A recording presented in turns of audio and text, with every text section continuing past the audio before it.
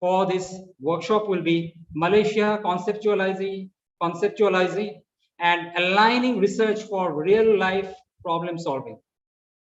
Please, sir, if you are there, you can start the session. Muhammad Ziaur Rahman. I think he's not there. Hello. Yeah. Please, sir. Oh, okay. Yeah. All right. Thank you very much. Let me just take a minute and then. Yeah.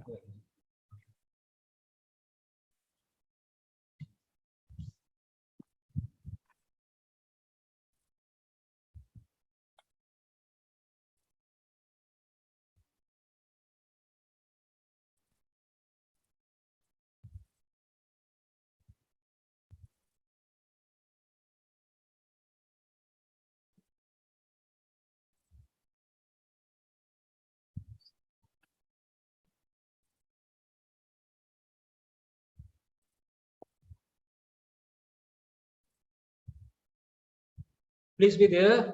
Dr. Ziaur Rahman is just connecting within a couple of minutes. Am I visible? Can I see? Yeah. You are visible. Yeah. My screen is shared properly? Yeah. All right.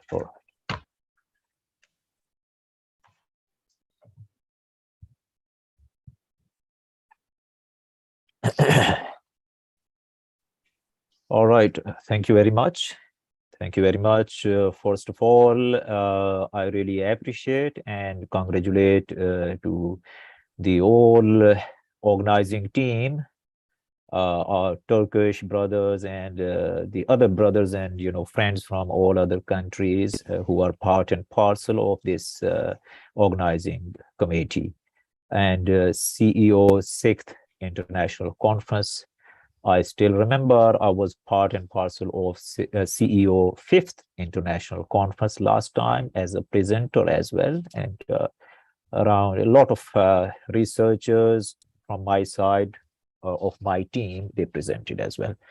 Anyways, so welcome and good evening from Malaysia. Maybe some people good morning or good noon, good afternoon to all of you, and very warm welcome. I'll take just 15 to 20 minutes of this, a sort of, inside presentation. And after that, you can have questions or any queries if you like. I would be able and I would be here to facilitate and humbly, answer your questions. I really appreciate because I can see a lot of people from more than 30 countries, and all the professors, the doctors, the scholars, the researchers, all of you are welcome. So with the name of Allah subhanahu wa ta'ala, Bismillahir Rahmanir Rahim, with the name of Allah, the most gracious, the most beneficent, let's begin with it. It would hardly take 15 to 20 minutes, some insights related to conceptualizing, research, and aligning it with the real life problem solving. So the title, the topic given to me is conceptualizing and aligning research with real life problem solving. And here I am, Dr. Zia. You can call me Zia, that is enough for me. And thank you very much for any respect or your, support and favor. All right, so have you seen this Google Scholar? I hope so. Everybody is very much familiar with this friend, Google Scholar. The point is, have you read this statement?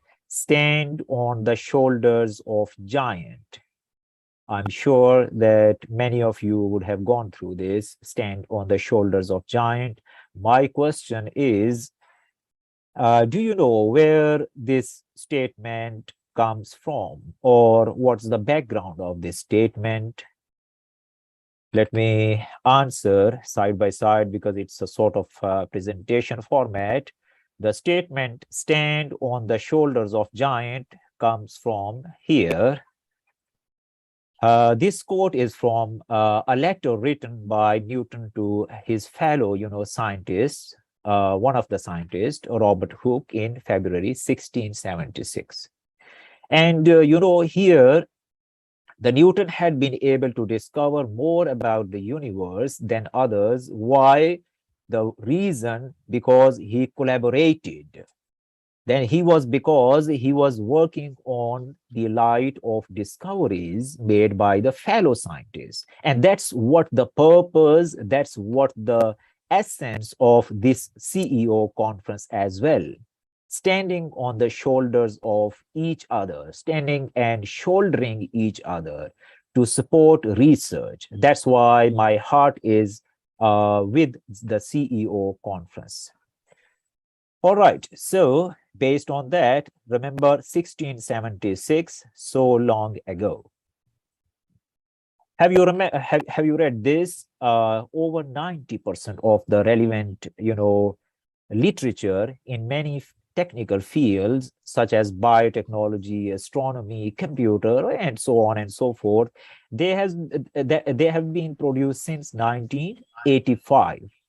What actually it means? It means that the old programmatic approaches didn't, work. So traditional programmatic approaches to education simply cannot keep up. That's why since 1985, if we calculate, today is 2023, so around 15, then 10, 25, around 37 years, the whole knowledge, 90% of the knowledge has been produced in last 37 years. I'm talking about the practical working knowledge. I'm not talking about the theoretical and conceptual basis. So what it means that we have all the knowledge to utilize in every field to grow, to develop, and to solve the problems. Moving forward, what is the pace of knowledge? Pace of knowledge creation, as per the meta-analysis up till now done, it shows that from 1700 to 1950, man's knowledge doubled in how many years? 250 years. 2 centuries and 50 years and half century, 2.5. Second, then 1950 to 1965, man's knowledge doubled again. In how many years? You can see only 15 years. See the jump of knowledge doubling. Then again, if we talk about 1965 to 1975, man's knowledge doubled again in only 10 years. And after that, from 1975 to 1980, man's knowledge doubled again, and it was only in 5 years. Ladies and gentlemen of the conference, and my dear professors, doctors, and scholars, all good people, see what would imagine what is and what could be the pace of knowledge now. As far as I was listening some presentations, so I can say with confidence, the pace of knowledge doubling is within 1 year. If there was, let's suppose, one book, in 1 year you would be having more than one book. If there were 10,000 books, you would be having 20,000 books. And specifically, when we talk about technology, information technology, science, and other areas, then the knowledge is doubling itself in 6 months. And most of you all would be academicians. So in academic, what we say, in 1 semester, the knowledge doubles itself.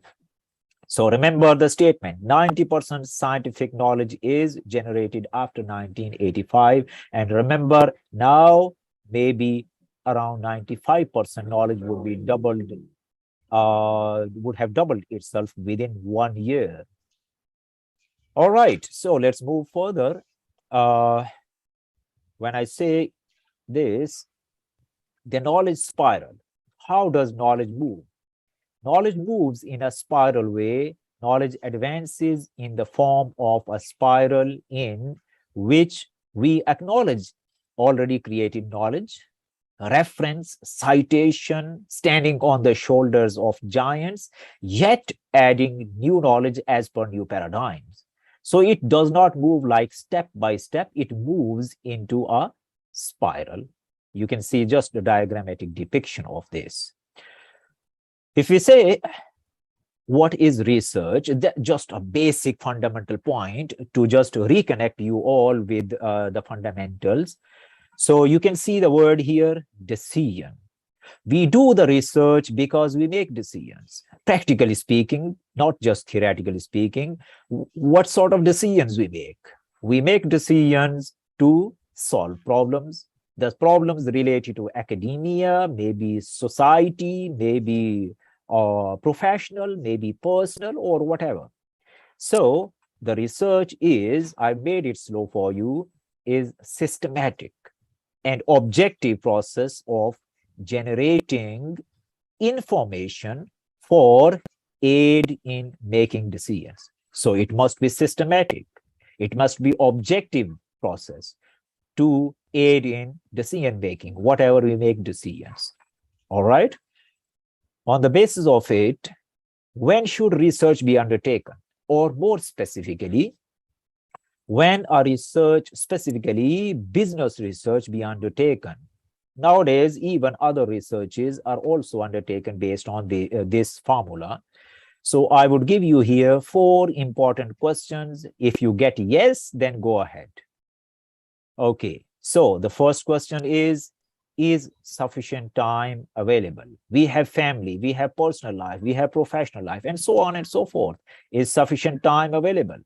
If the answer is yes, if you get the answer yes, you move forward and you ask the second question. The second question is information inadequate? If the information is inadequate, means not complete.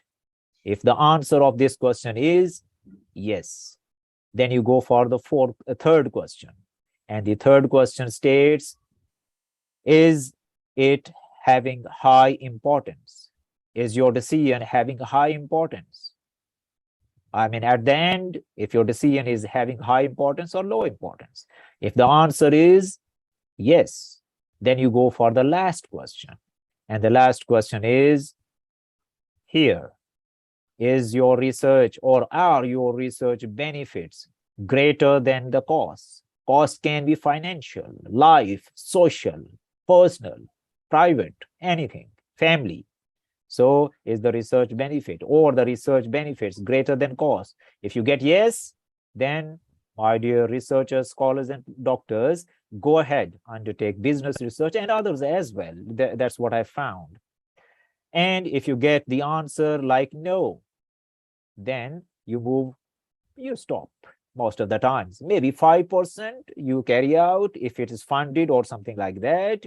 But again, if it is funded, then it qualifies these 4 questions. So then you don't need to undertake specifically business research. Let's move further. The research paradigm. What actually is research paradigm? When we talk about research paradigm, what actually is research paradigm? Let's see. Research paradigm is a distinct set of concepts or thought patterns, including theories, research methods, postulates, or so on and so forth. But it focuses on a few important points. Number 1, what is to be observed? What is that thing you need to observe? And the kind of questions you are going to ask or you are supposed to ask. Similarly, how these questions are to be structured and what predictions you are going to make and how the results of scientific investigation should be interpreted. So, and finally, how an experiment is to be conducted or what equipments are going to be used. So if you change how it is to be observed, what kind of questions, what kind of questions you are going to ask, what sort of predictions you are making. So all these things change your research paradigm. If you change the structure of your questions, your research paradigm changes. If you change the results reporting in your research paradigm changes. So new paradigms are emerging in management research and other research as well, other fields. Some new paradigms like new modeling technique that is there, like multi-level modeling. Nowadays, people are talking about multi-level modeling, and that is very much in. Multi-level modeling, I hope so, that is, when the multi-level models are, statistical models of, parameters that vary at, more than one level.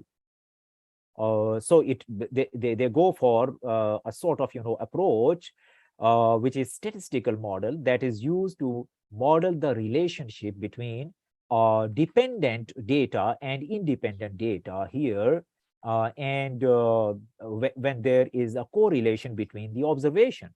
So we can discuss this in detail if you have any query. We can go for, curvilinear relationship. That is also very interesting. Nowadays, people start using curvilinear relationship. It is a type of relationship between two, variables, where as one variable increases, so does the other variable, but only up to a certain point, after which, as one variable continues to increase, the other decreases. That is, I found that in motivation, reward and motivation. At certain point, you increase the reward, then motivation increases. But at a point comes when you increase the reward, the motivation stops or even decreases.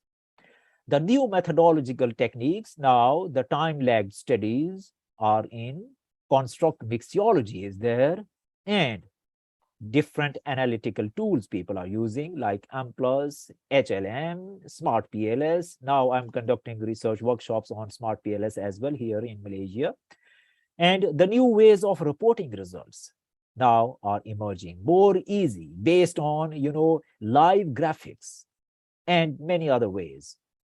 All right. So moving further, determining your worldview is very important, ladies and gentlemen. Determining your worldview is really very, very important. For that, either here I'm presenting 4 important worldviews. You pick up either positivistic worldview with these characteristic features. If you pick up positivism, then you follow these characteristic features. You can have constructivism, you can have advocacy or participatory approach, or you can have pragmatism. You can mix and match as well, but it would become difficult. My suggestion, if you pick up positivism, then throughout your research or your research report, project, article, follow only one. That would give you a very clear understanding. Or your students, even if you are conducting a research as a PhD student, if some scholars are there or students are there, it would be much better to follow one and read and understand the theoretical background of positivism or constructivism, advocacy or pragmatism. They have theoretical support for each. All right. Which model is good? Which method is good, actually? As you perhaps know, I mean, definitely you know about qualitative method or quantitative method or conceptual or case study or maybe mixed. Let me give you a quick just overview of it. People reveal their paradigms based on the methods. Okay, I repeat, people reveal their paradigms based on the method they choose. If you go for qualitative, people say, he says, for example, this man says, qualitative methods are the best methods because they follow constructivism, inductive logic, exploratory research, grounded theory, as I was mentioning. So grounded theory is supported to qualitative methods. So if you follow qualitative, follow the basic fundamental and foundations of this one. If you go for quantitative here, for example, this old man says quantitative methods are best. So quantitative methods follow post-positivism as well. Positivism, but also post-positivism. Deductive logic, most of the times you follow deductive instead of inductive logic. So confirmatory research, hypothetical deductive method, I hope so you understand already that. I don't need to go in explaining these concepts. Or she says here, the lady says that the research questions derive everything. So combine qualitative and quantitative. So mixed methods follow the pragmatism. Here you can have deductive and inductive logic as well. So understand the basic assumptions of induction and in deduction. I don't need to go in detail. So qualitative, qual plus quant, data collection and analysis. That can be followed. All right. What to research? The question is what to research. A lot of students or lot of PhD scholars or even a lot of faculty members, young faculty members and doctors, they come to me and they say, Dr. Zia, sir, what should we research? Just give us some topic, give us some idea, give us some problem. I used to give them.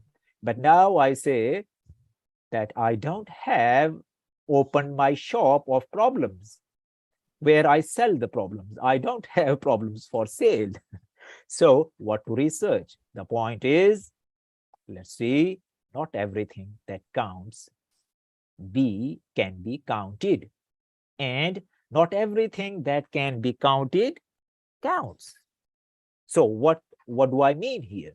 I mean here that you just focus on your research paradigm, your interest, and find out what attracts you, what you find as a problem, define it, and then follow your passion in research.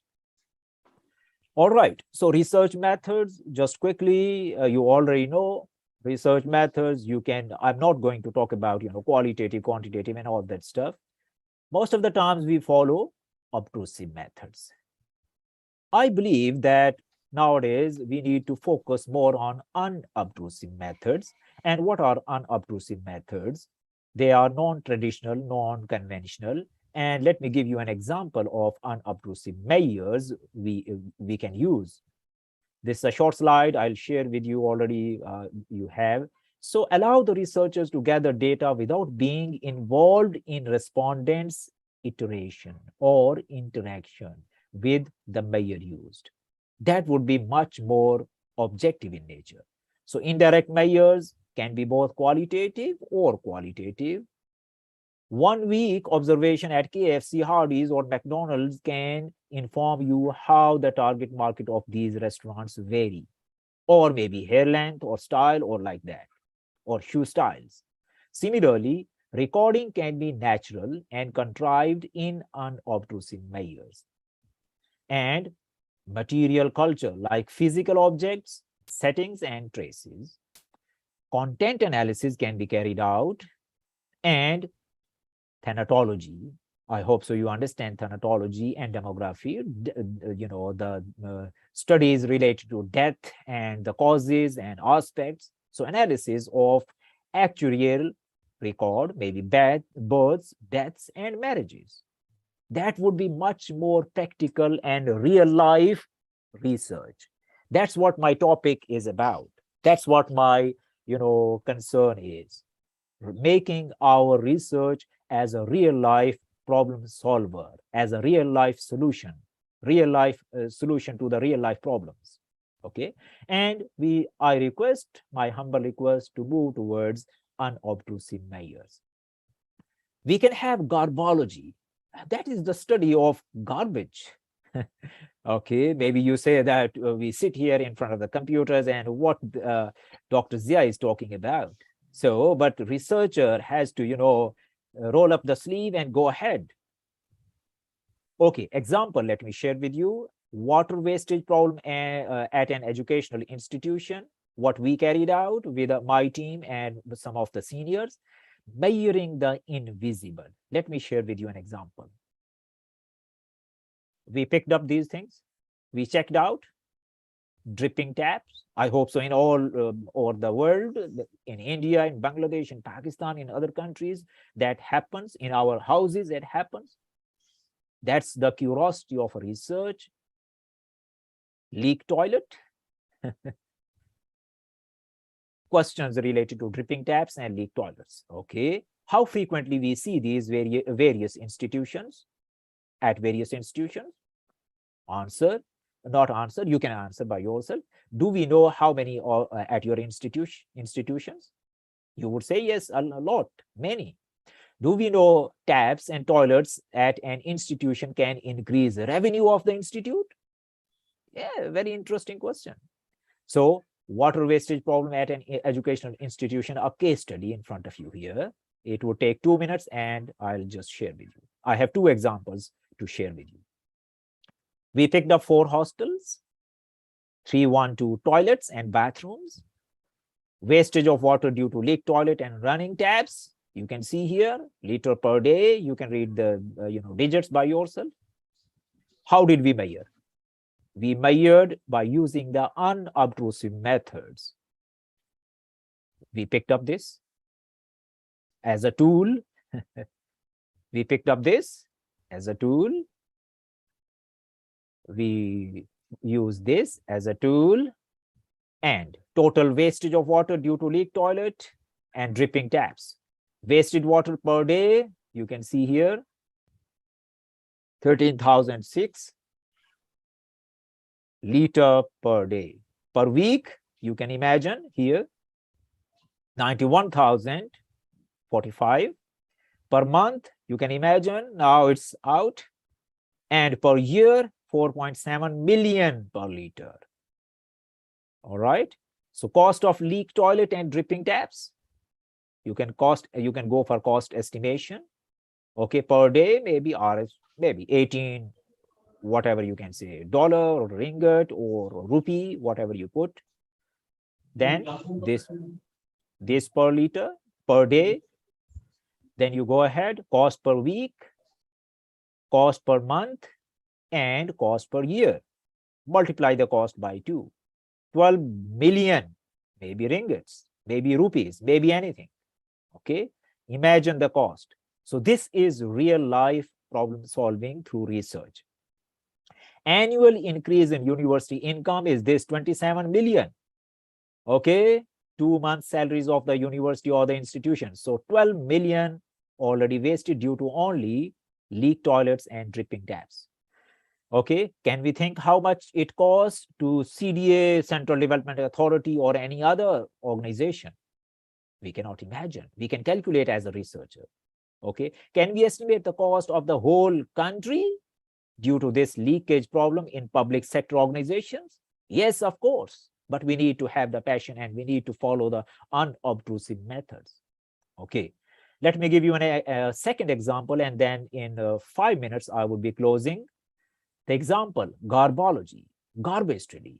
You may carry out study on such aspects like measuring the human behavior they would hardly incline to share. They don't want to share that behavior. If you are more on, human behavior, oriented researcher, then follow this. It would change the world. It would change the, whatever you want to bring in your society, in your community. It would bring betterment in the society and a real-time solution. The example, we could find evidence of any drug or alcohol-related behavior. We also could find empty packaging of medicines associated with serious diseases. Instead of just questionnaire filling and asking interviews and all that stuff, we may find the causes of waste production or zero waste otherwise. So, why should non-traditional techniques be given space on methodological table? These offer solution to the practical problems. These add a creativity and provide methodological choices to the students and the researchers. They can make research subject more interesting and appealing, and they put their heart in challenges. They feel challenged, and that's very good. They can get us in access to or closer to reality and real life problem solving, which we think cannot be measured or cannot be done. White collar researcher, we consider ourselves now, we need to be good real-time researchers.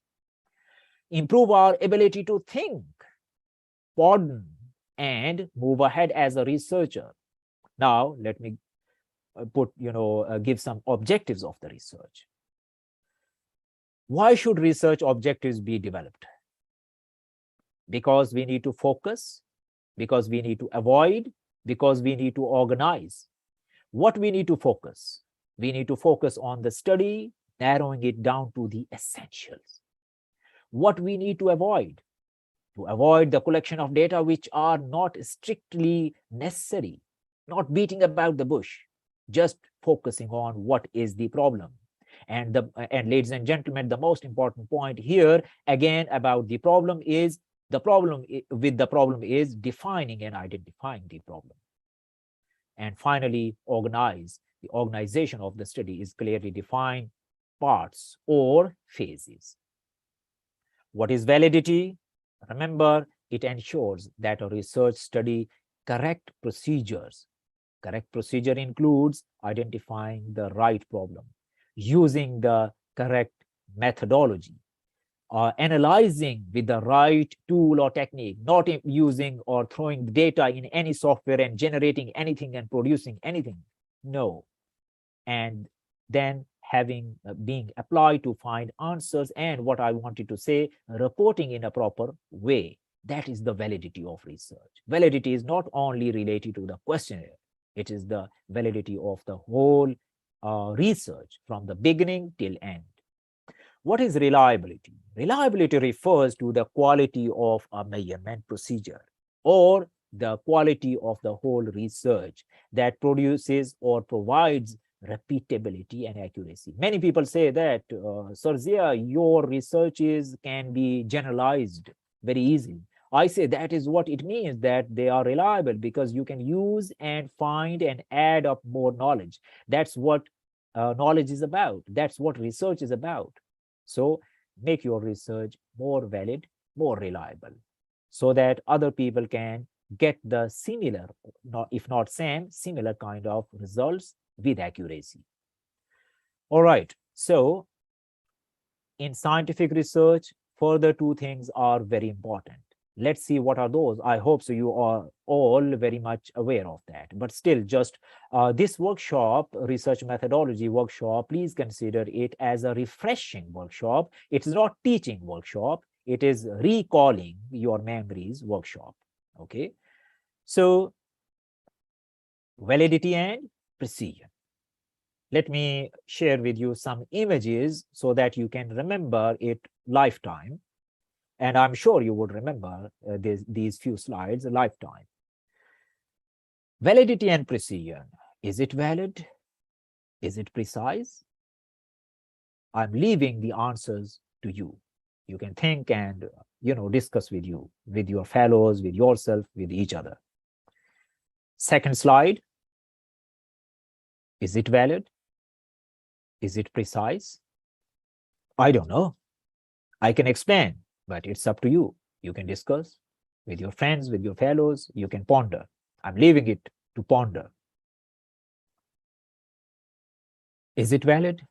Is it precise? And finally, is this valid? Is this precise? You need to think about it, ladies and gentlemen. Let's move further. Remember also, ask this question to yourself. Are you sure that you're not going to reinvent the wheel? For that purpose, you need to have rigor. I hope so you understand. The word is rigor. You need to have a very constructive and meta-analysis of the literature related to your field, related to the problem, so that you should not start conducting research on this in the same manner as somebody has already produced the results. Okay. And what is a problem? What is a problem? A problem is the gap between what you should and what is actually, what you want and what actually is happening. That's the problem. The gap between the ideal and the real world, the gap between the perspective, the gap between anything. So that is considered a problem. It can be a disease. It can be an issue. It can be a research question. It can be something that is bogging your mind. But actually, most of the times we consider problem is the ideal situation and the real situation and the gap between the two. Okay, but remember, I tell you, your research must do these two things. Whatever your research is, how you carry out your research, I don't care. You are the king and the queen of your research. You are the creator of your research. But my humble request is that your research must serve two purposes. What are those two purposes? Number one, it must optimize. And number two, it must minimize. What it should optimize? It should optimize the benefits. It should optimize the solutions. It should optimize the advantages. What it should minimize? It should minimize the confusion. It should minimize the weaknesses. It should minimize the problems. I've seen, unfortunately, let me share with you, I've seen some researchers, not the researchers or researches, that at the end of their research enhances, the confusion. The research enhances the confusion, or maybe augments more problems and minimizes the solution. So being a good researcher, we need to optimize the solutions. Our research at the end should optimize the solution and minimize the problem or the issues. So on the basis of it, let me move further. Remember this. What is this? This is the dissection of a researcher's brain, maybe. This is the right brain, and this is the left brain. As I'm a trainer of emotional intelligence as well, so I picked up this image from there. So we say that on right side, this is emotional brain. On the left side, this is logical or rational brain. As a researcher, you can use either one or the second.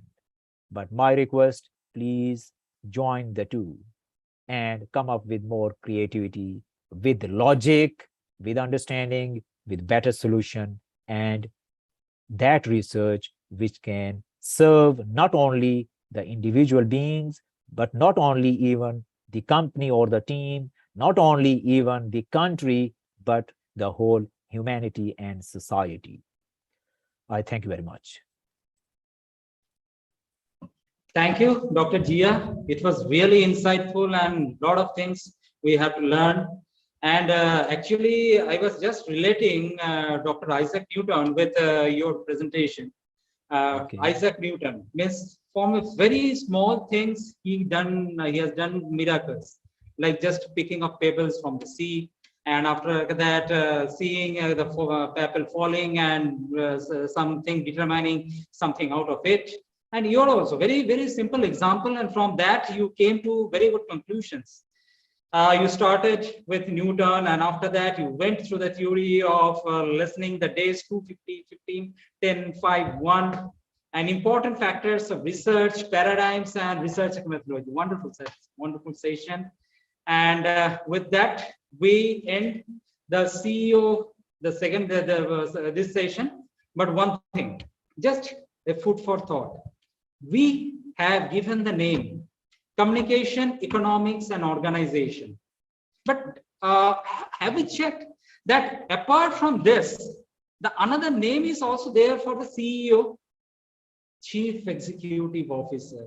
Yes. Wow. Yeah. Chief Executive Officer who defines the strategy with the existing of economic position and communication to communicate the same thing to the environment, the external environment of the world. I agree, Dr. Basu. I agree, and with one statement to support you, to second your opinion. Yes, I call this CEO as Chief Executive Officers because all of you are sitting here. You are the Chief Executive Officers of the research, actually, and from all over the world. And there is nothing better than being the Chief Executive Officer of your research and Chief Executive Officer of thinking pattern. So that's my point. I would say another thing, that we are the units of this CEO organization. We are giving our different knowledges. We are accumulating knowledges. And after that, when the books will come up of the CEO, it will be distributed and it will further be researched by any others throughout the globe. And in this way, there will be a dispersion of knowledge. I would that's also say it in this way. And with this,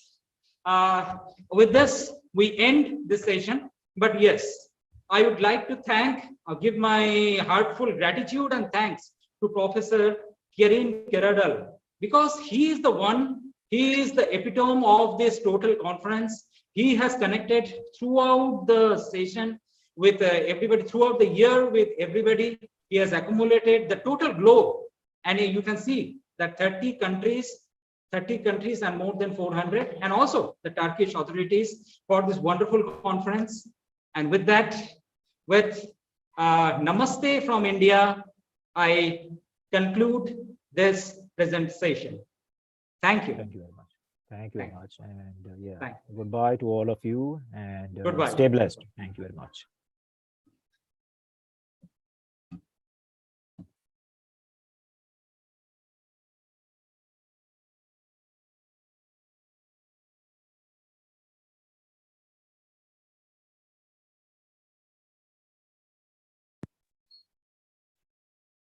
Dear Professor Dr. Anajia Basu, thank you for your moderation, and also Dr. Mohammed Ziaur Rahman from Malaysia. Thank you very much for adding value to our Congress. Thank you very much for your research method workshop. Thank you very much. Thank you. So nice of you for your coordination and consistent, appreciation. I really appreciate. I appreciate you too. Let's skip to session 1, meeting channel 1. Assistant Professor Dr. Pradipta Roy, are you here?